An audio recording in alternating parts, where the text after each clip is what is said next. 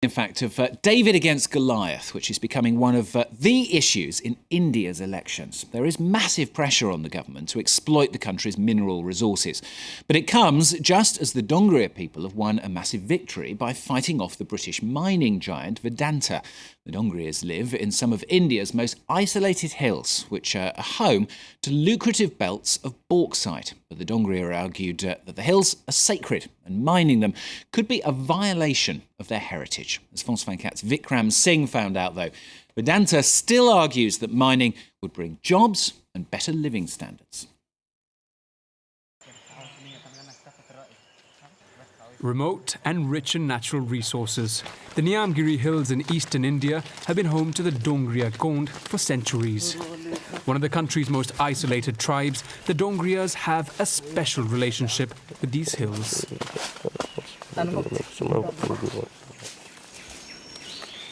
People think that these are just the Niyamgiri Hills or jungles. But this isn't just a jungle. For us, all these hills are our god, Niyam Raja.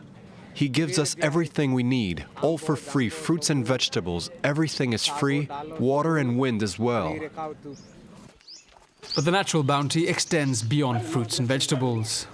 These hills are believed to hold nearly 1.5 billion euros worth of aluminium ore. The British mining company Vedanta has long wanted to extract that and built the 600 million euro refinery close to the Niyamgiri Hills.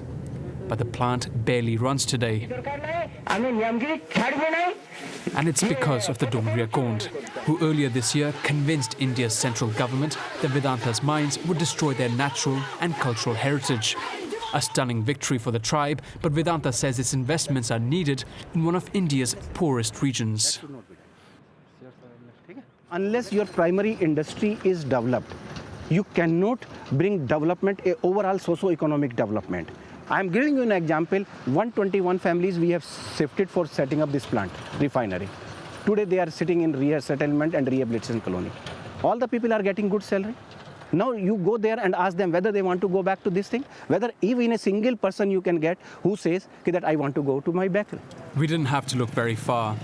Our interview was interrupted. It was a conversation Vedanta didn't want us to film. You took my land and I got nothing. Look how I'm dressed. While you're all making so much money, you ruined my life. I had 2 acres of land with trees, now I have nothing.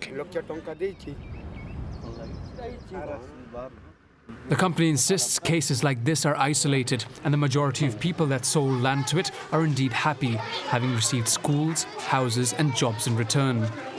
However, even in its model village, most residents we spoke to were concerned about the future. We're afraid that because of this decision not to let them exploit Niyamgiri, Vedanta might leave this area altogether. You see, our former village has now been completely taken over by the factory. It's just concrete and metal. If the company leaves, then what will we become? Now that we've lost our land, there would be nothing left for us. Back in the hills, the activists and villagers that fought off Vedanta are careful not to celebrate their victory prematurely. We have no idea what might happen. People here all believe that our government is unreliable and serves the interests of Vedanta. We're still afraid that our sacred land might be snatched away from us. That's why we often visit all our villages to keep people aware and united. We're on standby, ready to protest if anything happens. We can't afford to lose this battle.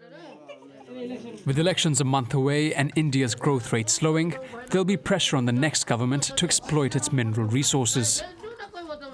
The challenge will be to do that without harming tribes like the Dongria. Vikram Singh there.